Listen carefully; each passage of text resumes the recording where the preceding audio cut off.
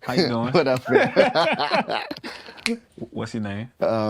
My name is Jidenna. Jide means to embrace or to hold something. Nna means father. So Jidenna means to hold the father. Amazing. That's my name. And where are you from?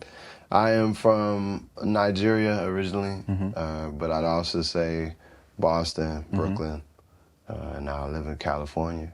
So you were born in Nigeria? I was born in Wisconsin, Rapids, Wisconsin. Okay. But I was only born there. My dad used to say, "You were conceived in Nigeria, but I put you on a plane with your mother so you can make sure you have the blue passport." Oh, I like that. I was like, "Dad, bro, she's American. Like, I'd have been good." Oh, your mom. Oh, Yeah, your my mom's mom American. is Got American. You are fine. That's hilarious. Like, That's funny. it's okay, but he's like, I don't trust that shit. So he made sure that I was born in the U.S. I was a citizen, but then they flew me right back to Nigeria. So I was raised in Nigeria till I was 6. I learned English with a Nigerian accent, and I moved to actually the woods in Boston because my mom didn't have enough money for an apartment. Understood. But our like family friends had a summer camp, which wasn't active outside of summer. So they're like, yo, just stay in a cabin. So when I moved to America, it was a blue cot, like on the cold ass New England winter. It was freezing, and my mom had an electric blanket. You know, back in the day when the shit like, they're like, don't use it because it would catch on fire. Yeah, shock you or something. Yeah, shock you. Yeah. We was tucked in. That shit was great. Yeah. No, similar. Yeah, I didn't know that. Yeah, I was born in Chicago. Okay. But I moved to Jamaica when I was a baby. Oh, I lived wow. in Jamaica till I was 8. Oh, wow. I moved to Miami. Bro. Oh, shit. I didn't know none of this. Yeah. I'm thinking like, nah, it's New York, like forever. I moved to New York till I was 17. Oh, shit. college. Yeah, me, I was late. Yeah, it was, to me, I just came out of college. So, yeah, What school you I'm went in to? early 20s, Stanford in the Bay. You went to Stanford? Yeah. Isn't that like an Ivy League school or something like that? That's like It's where like the highly intelligent people go there, right? I mean, I think people that learn how to study and memorize information go there. I mean, I have some great and intelligent friends, but I don't really judge you based on your school because there's a lot of dumbasses that I went to school Oh shit. with. I know that for sure. I met a lot of smart ass plumbers and wise like custodians that if they had had access to Stanford, they might have, who knows what they would have done. So what was education like for you? You know, the first 2 years at Stanford, I didn't want to be there. College, like Kanye West had come out. Oh yeah, college dropout. So he had the whole trilogy. Wait, where you graduated College dropout. I graduated 08. Okay, I graduated 06, so. Okay, so you know. Same. Yeah. So college dropouts been playing, the niggas working on late registration. I'm like, yeah, I need to be out, bro. Kanye said it worked for him. It's for sure gonna work for me. Facts. I feel as cocky as Kanye. I'm ready. Yeah. So I wasn't really fucking with it, and I was partying, community organizing. I was very politically active, but also like the party and the fly dresser. And I was full of myself. Yeah. I was loving myself. Fresh Prince of Bel-Air shit. And then halfway through, I had a spiritual experience because I hit a low point. And you know, I found like I had an actual spiritual awakening of some sort. So I left school for a year, went to Nigeria for some time, went to Boston to my mom's place, read more than ever before, and went back and decided to create my own major called ritual art. You created your own major at Stanford? Created my own major, it's still there. Well, nobody's really doing it, but you started they have an option, yeah. Amazing. So what was the focus?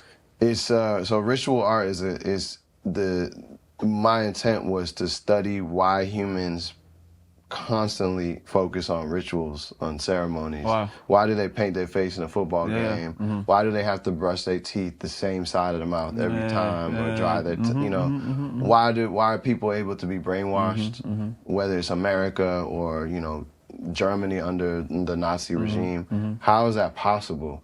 Why does certain music make people, like, I know what music was doing to me. We can lie about it, but when I was a kid and Mobb Deep was playing, bro, Shook Ones, I was scared. I'm still scared when that song comes on. I don't want people to play that shit anymore. It's terrifying, bro. Funny, bro. Shook Ones is scarier than trap music. Is it not? Trap music is not that scary to me. Not compared to Shook Ones is terrifying, bro. I'm still shivering on the way to the train, bro. You know when Kendrick talking about you looking like an easy come up, you bitch. Yeah, that was me. that was me. I didn't come from the silver spoon, but I was going there. It's like, oh yeah, we can get this light skin nigga right here. He gonna be easy, bro. Easy. So I had to put on the face, and I had to play shook ones because I had to get in the zone. But anyway, long story short, education was cool once I decided to make school work for me and not work for school. Yeah. And that ritual art was like, I wanted to learn how to brainwash people, not be brainwashed, how to hypnotize people and be a master magician and a shamanic kind of figure. Understood. And from there, I studied a little bit of neuroscience, religious studies, music theory, like basic. I'd been in an electrical engineering course up until then. Got you. So, I took a lot of information in. You was in electrical engineering too? When I came into school, the program I was in was science, technology, and music, or music, science, and technology. So essentially, like all this equipment around us, the gear, like how do you build a monitor? How do you build a microphone? How do you build a harp with lasers instead of strings? That's what my classmates were doing. That's crazy. So attention to detail. Oh yeah, a lot of the instruments and things that have happened in the last 10 years, people in my program made. Wow. But I was an artist. You was on some, I was like, I'm just trying to use this, bro.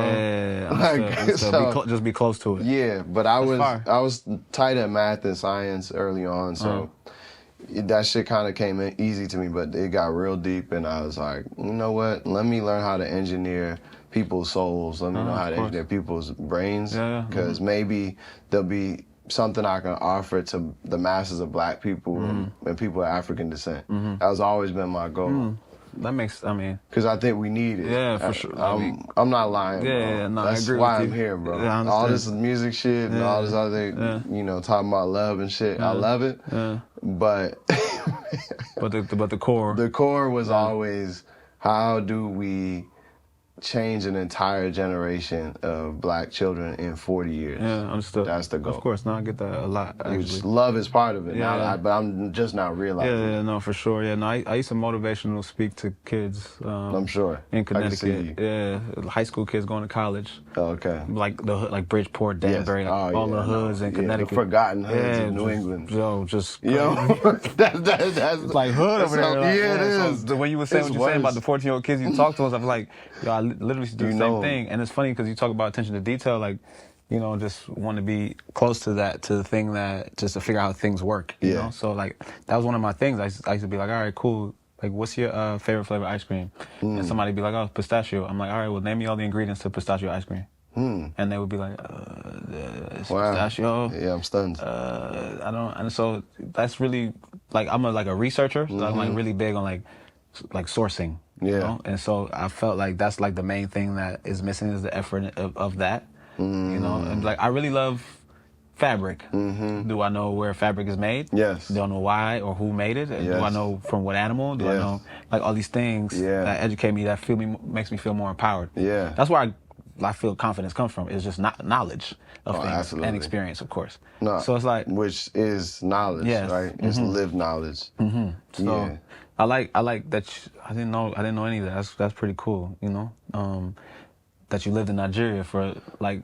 Yeah, I do you remember? Do you have like memories of your childhood? I do. I mean, you were there in Jamaica 2 more years than I was, but I remember what I played with, what I saw. Like, it's all a blur, and memory is half imagination. For sure. They say that the same parts of your brain that are active when you imagine and dream are the same parts of when you remember. Oh, wow. The exact same. Yeah. Okay, yeah. It makes sense, that right? Makes sense, so, course, like, most of us are full of shit, but there's some things I do remember, and like playing outside. Of course, when I like to play after it rained and there would be puddles in the mud, and you kind of scoop the shit up and make something out of it. We had chickens in the backyard that my dad was always afraid to kill, so he would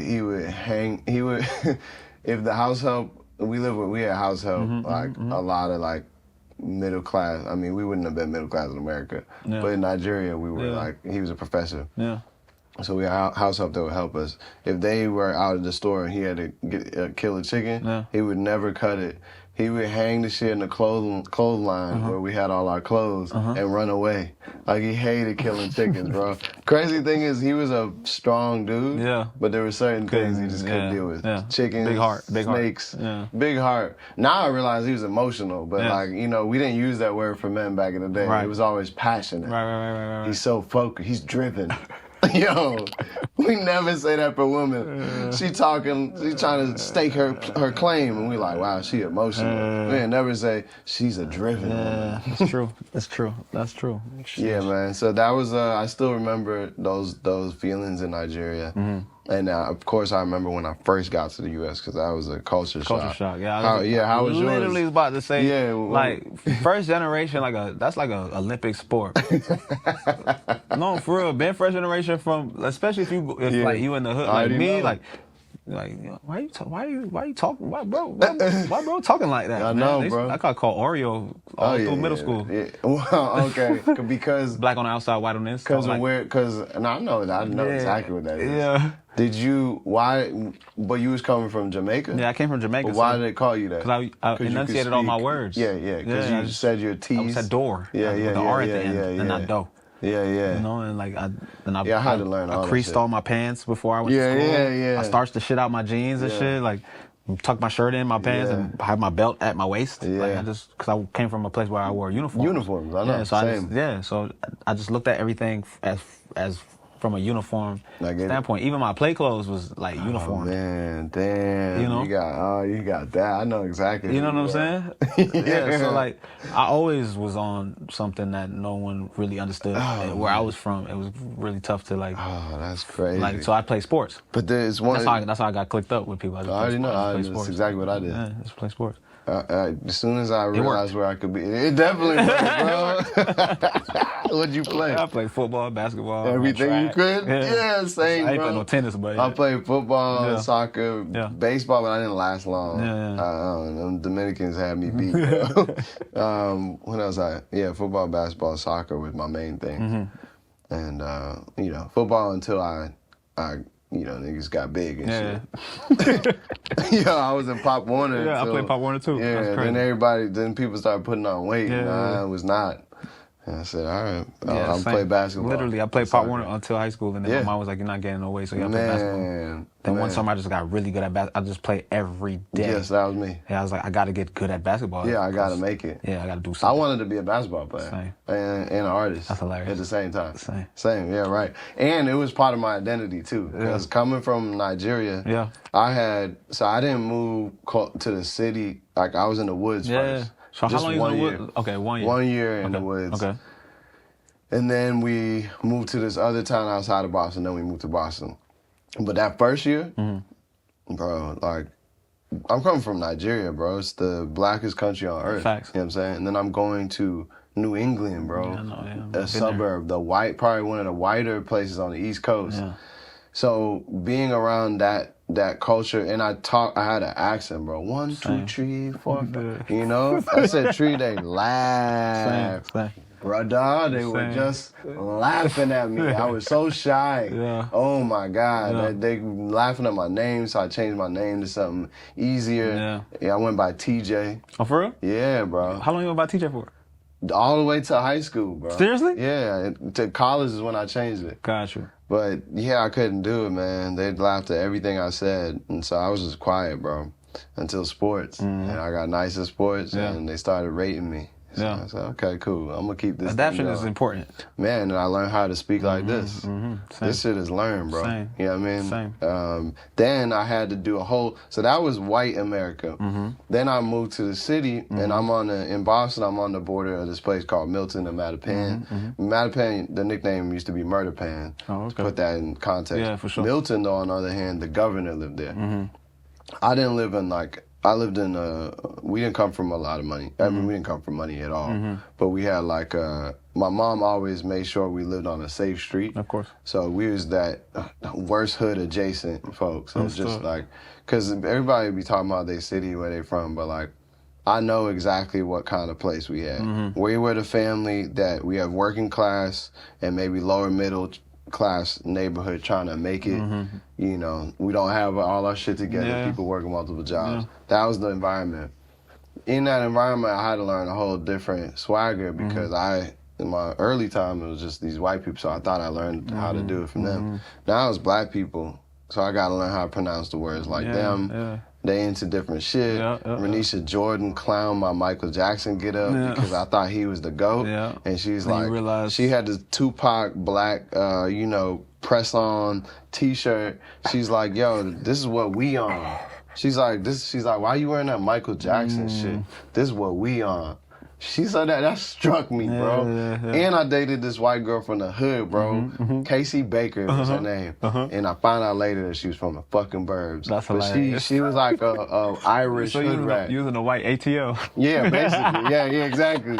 So exactly. So she, I remember, man, she said we dated for like, I don't know, a month. We were kids. And she basically was like, you cool, but you ain't black enough for me. A white girl too? Yeah, bro. What is that? How does that? Yeah, I would say, what does that do? Renisha Jordan, I love you. I know where you are. Casey Baker, much love. I'm so sorry. Maybe we'll bleep out your name, but I'll tell you, it was so confusing. Yeah. I'm like, so at that point, I had to realize it was the beginning of me realizing you're never gonna quite belong anywhere because you're not gonna be African enough. You're not going to be street enough. You're not going to be white or suburban enough.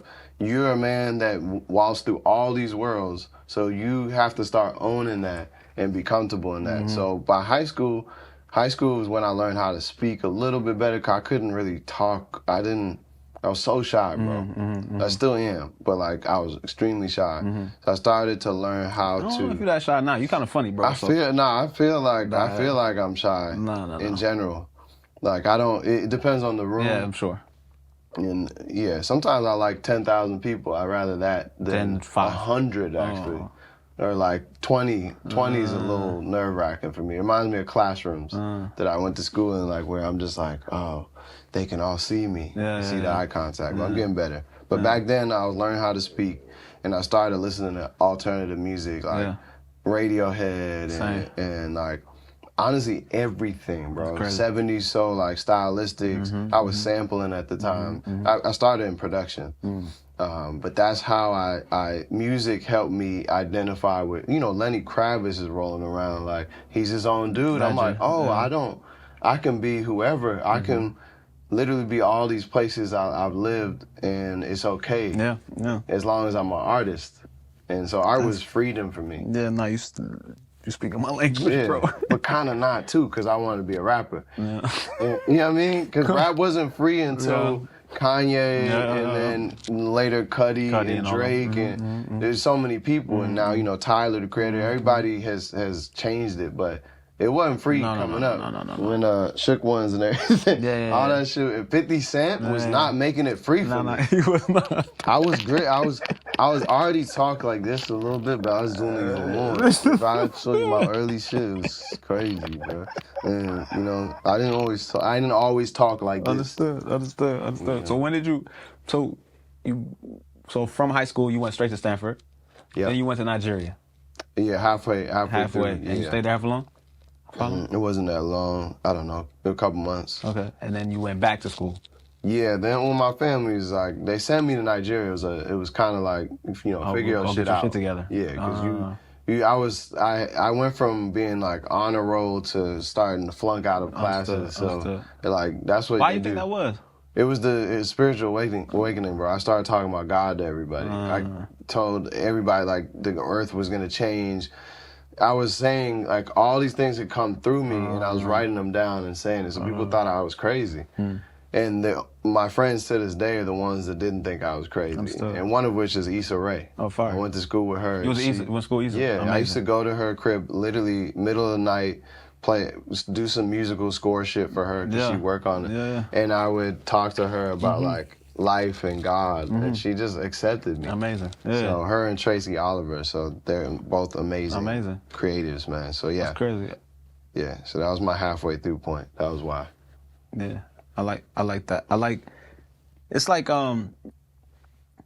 you try to get a grasp on moments. You're like, all right, this moment was important because this moment led to this moment, and then this moment was important, but this moment wasn't like the moment. It was like a 3 month. You know what I'm saying? Like, and you try to like try to make a map of why you are the way that you are. Yeah. Especially like, you know, some people just born in one place, grow up in one place till they about 18, then they move to go to Born school. and raised. Yeah, like, and, I'm like, you know, every wow. time people ask me where I'm from, I panic. Oh yeah. Like literally, you know, and cause like I panic. Like somebody be like, "Oh, you from?" Like, I'd be like, and I just make a joke. I said, "Oh, I'm from where you go through puberty." So, oh my God, I went through so puberty funny. as a late bloomer in New York. So when I was 18, so did you ever use the army brat line? Like I kind of like an army brat. I just know. I literally go, "Yo, I'm Jamaican." Yeah. But I lived in New York the most, so I'm just gonna say New York for a long time. And then I was like, actually, it's not. All the way. It's like everywhere I've been, kinda I wouldn't be. Kind of matters. Yeah, it wouldn't be. I'm born in Chicago. That matters. Like that matters. I go to Chicago. I went to Chicago multiple times as a child. Jamaica. That's where you going to visit fans. Yeah, like I'm in Miami. I learned salsa culture. Latin environment. All these other elements that I never would have had. Like. Then I go to New York, and then I learn everything I learned in New York. Even in Miami, like the romance in Latin music, you have it in your music, and it may not have been there had you not. Listen, Afro Latin, one of my biggest influences. Like, bro, I gotta play some Afro Portuguese house shit, like Angolan shit. I would love to hear it. That's the shit I'm on now. I would love to hear it. Yeah, so that's you know, I connect with what you're saying as far as like having to constantly rediscover yourself. Mm-hmm. That's what I'm listening for. I'm like, oh, like I get that. Like, I find myself, damn, I'm not accepted in this space, and I got to deal with y'all every day. So let me just adapt. So a new rediscovery. So I'm just adding on to like it's like new armor. It is. You know, so by the time you're ready to go to war, you're like, I'm versatile. Like, what you need me to do? Yeah. What I learned is, you know, I can step in any room, in any place on planet Earth, and I'm gonna be okay. I'm so adaptable, bro. I'm not worried. And a lot of people don't want to be a chameleon, but I realize I am one. Yes. And I don't. Chameleons still got a heartbeat and still eat and still gotta still take a shit. Chameleons still wake up and gotta live. It's true. The same way. So they just got a little bit more advantage. Yeah. So they not getting caught by the prey. So it's so real. Like, what's bad about that? I know. I used to look at that as terrible. I think that's great. It's like a lot of people have flipped shit like that. Yeah. There's some. Who was it? Was it Hartaj? Who talked about being a pussy? Somebody was calling him pussy. He's like, oh, it was Trevor Noah, I think. One of them, they were like, pussy is powerful. I'd love to be a pussy. You know what I mean? Facts. We make the earth. Like, we create so many wars have been created because I am a pussy. Yeah.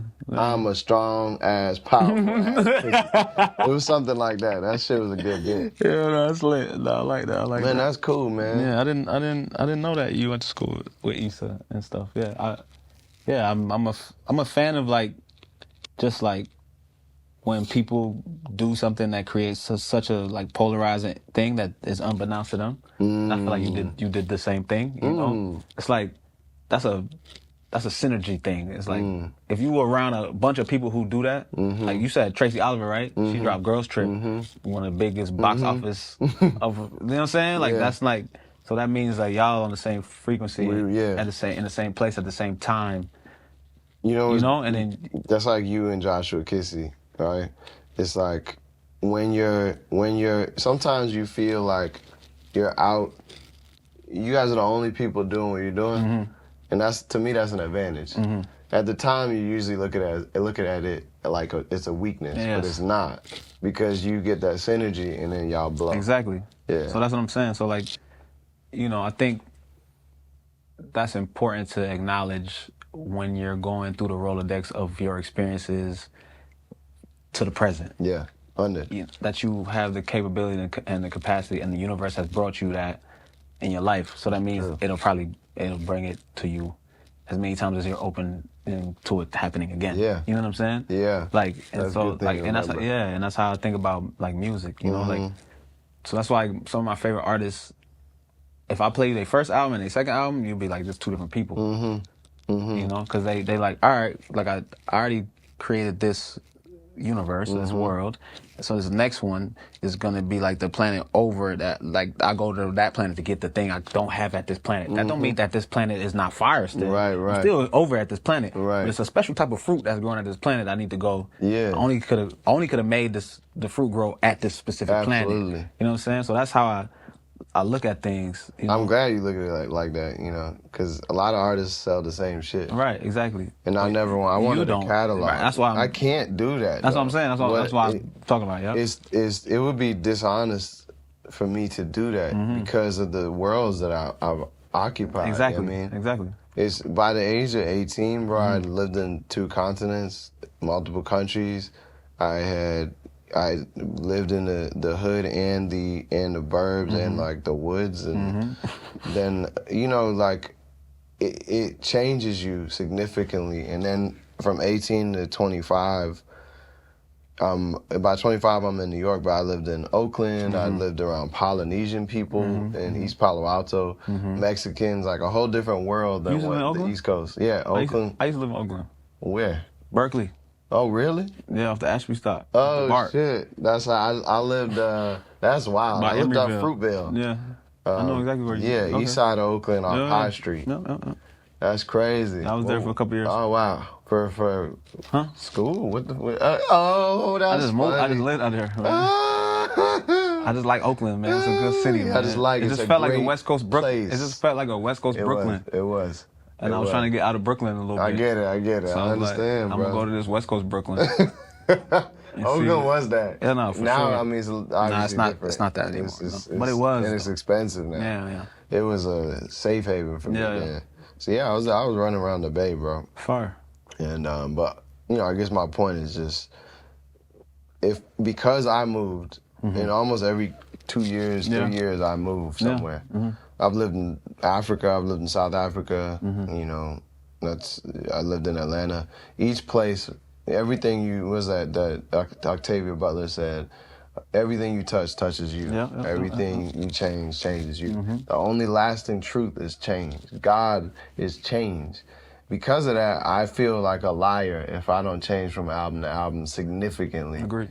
So much has happened, and I admire artists that go away and come back. That shit it's kind of passe now, but I love that shit. That's what I loved about artists. They you know, you got the Erica for sure. art behind me. She would do that, and she would evolve the sound a little bit, and it was always Erica, but she'd go away and come with exactly. And new fruit. New fruit, bro. And I was looking at this book from this designer, Vladimir Kagan, and I was watching him evolve over his years because he spanned multiple decades. One thing I noted is that he started with like chairs and smaller seats, but then he had to move to larger seats, you know? When you're creating furniture, designing furniture, like if I was a designer, I wouldn't just design chairs and just sell you my chair and just reupholster the same chair. I'm gonna start looking at maybe I'll make a desk this time. Yes, exactly. So I'm still me, but I'm creating my little room and my little space, my world for you. Like you said, the solar system analogy. I love that. And I kudos to all the big, huge pop artists that do that, and they don't need to. Like Beyonce and Drake don't need to do what they've done, and I respect them a lot for starting to veer into places that maybe initially, the public might have been like, man, why are you talking like that, or why are you singing over that kind of record? You're not from there. To me, they were pushing in ways that you don't see pop artists from yesteryear doing. And I love that. That's what I think our generation has done. LeBron James did it in ball. Like he didn't have to do certain things that he did. Because Michael Jordan certainly didn't. So no, he was chilling. I love that about us. I think that we get more comfortable with being shapeshifters. You know? That's fire. Like this. Yeah. You know, it's funny, right in that moment of silence, I started thinking about shapeshifters, the aliens that there was the big announcement that aliens live amongst us. And did you hear about this shit? No, I didn't, but I mean, you see I know everybody. our reaction. But that's how, the funny thing is that's how everybody is. People are everyone's like, yeah, I knew that. But it's funny because there's so much going on that we can't even react to news like that. No. There's shapeshifter. This is confirmed, by the way. This is confirmed. And everybody's just going on with the life, man. Because what are we going to do? What you going to do? Artificial intelligence, You gonna find them? climate change, pandemic, aliens amongst us. I mean, you got inflation. Wars popping off left and right.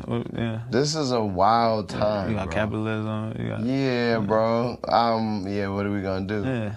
So we just... Go in. It's go in, and it's... To me, bro, life is it seems complex, but at the end of the day, we just reinvent people sitting around a campfire and trading stories. That's a fact. That's what this is right here. Fact. Everything is that, bro. Yes. A movie is that. There's usually some light, and then people are sitting around and trading a story. Everything, and dancing around the fire too. Yeah.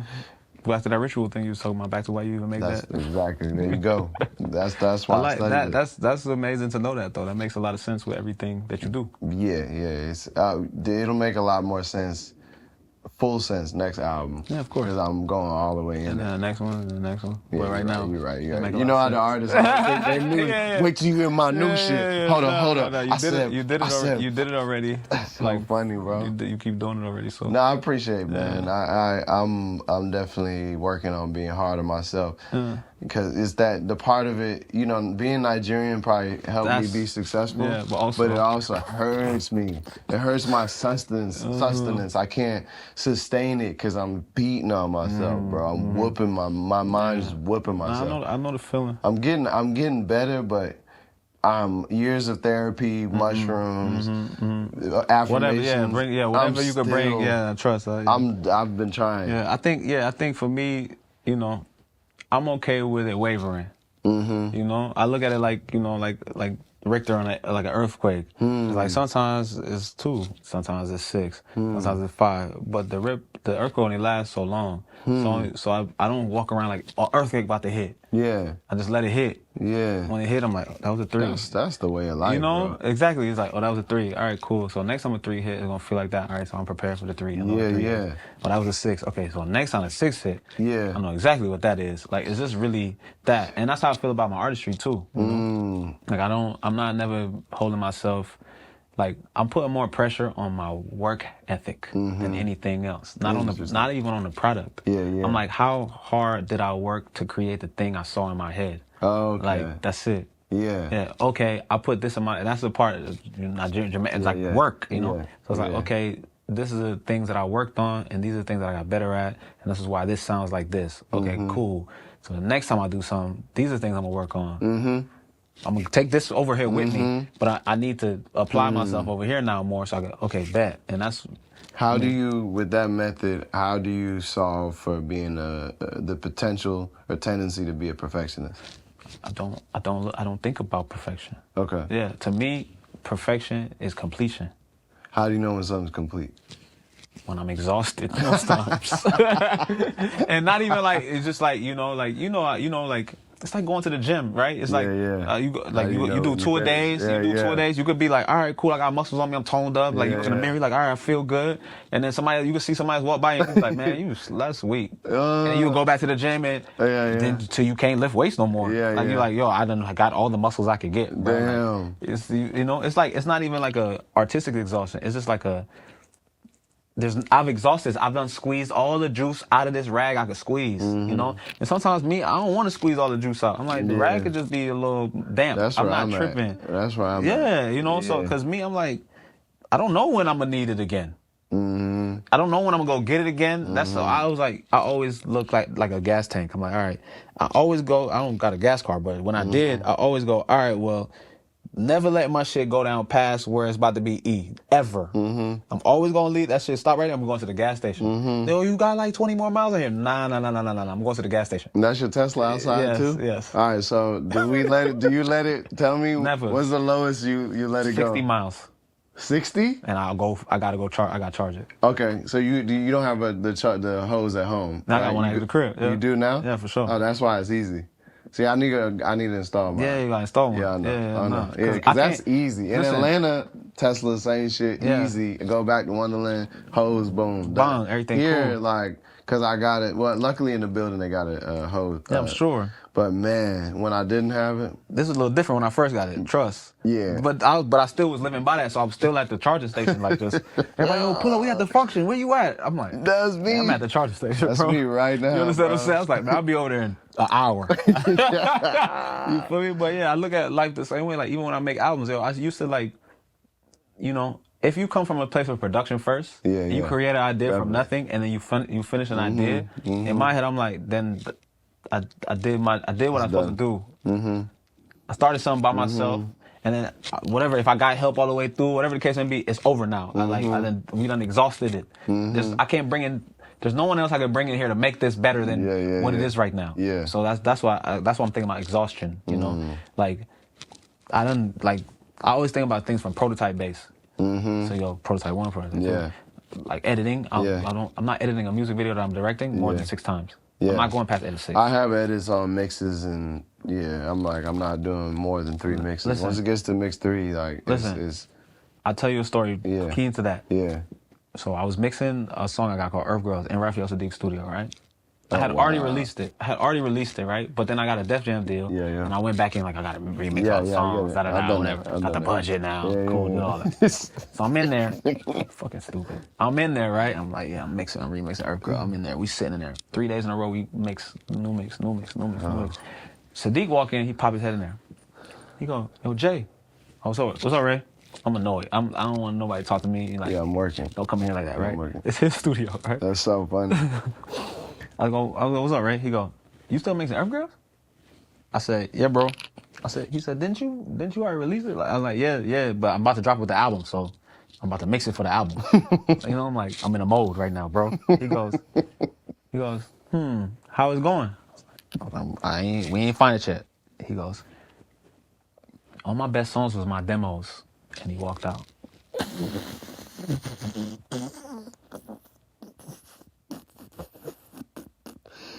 Oh my God, he walked out all his biggest songs that he's released were demos. Oh my God. You know what I said? Yes. So he didn't even mix them shit. Yes. Like he didn't even, when they made it, that was it. They just like, oh yeah, no, we dropping this. I get that. So when he said that, and so you talking about the perfection thing. Yeah, I get that. So when he said that, yo, close this. And I use the original mix. Was it. I use the same mix. Like, you know what's interesting about that, bro? I think about some of my highest stream songs. A couple of them were one take. Bambi was like that. Long Live the Chief. No Love Without You is one take. That's crazy. That was one take? One take. Oh, wow. Just like Bambi. And I love Bambi. Wow. You see what I'm saying? Really, so when you talk about perfection, Bambi's easier to sing, though. Like, yo, why you trying to do I'm just saying, like, that's impressive. That's impressive. I love what I did. Bambi's fire, though. It's easier to sing. But you get what I'm saying, though? Like, I know. I'm saying, like, I know. Now that he said that's what I'm saying. I'd be whipping myself. Yeah, now that he said what he said. Like, when he told me that, I was like, oh. Bambi, and also, I didn't, mics matter, but performance matters more on the mic. Classic Man was on the SM58. And then we did like one part. Crazy. We recorded, I think, the 3rd verse on like Anointment 87. Yeah. But it was SM58 in a Brooklyn basement, bro, in East Flatbush, bro. That's what I'm saying, you know? And so you never know. Same with the Long Live Chief was SM58. It was actually a live recording. Tell me. So you never know. You never know. But performance matters, inspiration matters. And that's really what I was And letting it go. Yeah. To be able to say, you know what, I'm going to let this go how it is. Yeah. I'm not going to go redo. I'm not going to, like, that's the part that I learned when you said, how do I know something's done? It's like, when I'm like, get away from it, like. Get away. I'm kind of disgusted by it. Take it out. I don't want to. There's nothing else I can do to this. It's like, I only practice mania sometimes. I'm not existing. I'm not going to just exist in mania. Yeah, I used to, I feel you on this sometimes. Like, it's important, I used to be more manic like that. Yeah, I like, in my art, I practice it sometimes. Yes, you need to. You gotta have a little madness. You gotta be a little kooky. Yeah, you gotta. I used to be really kooky, bro. Now I'm also not like a lab rat the way I used to be. Yeah. I don't. I'm trying to get out. Trying to go outside. I don't like. Yeah. Like when we was out. I can't see anything in the studio, so I want to be outside. But some studios I feel warm and a lot are stale. Like that's why I like it here. As soon as I walked in, hey, you missed you was downstairs, and I was like, ooh, I like this. I said something like that. This is it. Yeah. I felt the warmth. It felt exactly what I want from the studio. But 90% of studios I don't like. Understood. They're so weird. I don't like them. And especially the big budget ones. I want to get out. But I like hearing my shit in it. Like when it's mixing time or listening. The listenings, I be at the speaker. Put up the noise on, and let it bounce. Yo, man, I turn it up too high. Yeah, I'm with you. You know what I mean? Because you gotta feel like you gotta function with it. Yes. I understand. I want to feel. Ooh, I love that feeling. Completion in my ears. Yes. Relaxation, bro. Yeah.